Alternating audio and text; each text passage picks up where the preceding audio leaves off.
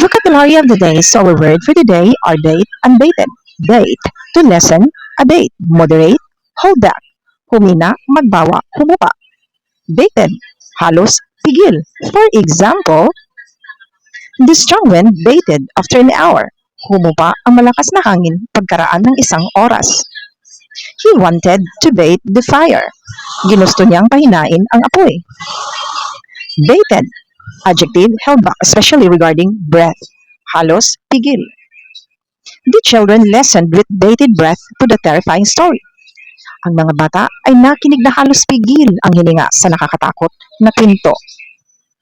The audience watched with bated breath as the performer took the stage. Nakatitig ang madla na halos pigil ang hininga habang umakyat ang artist sa entablado. She waited with bated breath for the results of the computation. Naghintay siya na halos pigil ang hininga para sa resulta ng kompetisyon.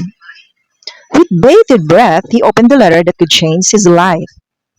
Halos pigil ang hiningang binuksan niya ang liham na maaaring magbago ng kaniyang buhay. The children sat in bated anticipation for the fireworks to begin. Umupo ang mga bata na halos pigil ang hininga sa pananabik para magsimula ang mga paputok. They listened with bated breath as the speaker revealed the surprise. Nakinig sila na halos pigil ang hininga habang ibinunyag ng tagapagsalita ang sorpresa.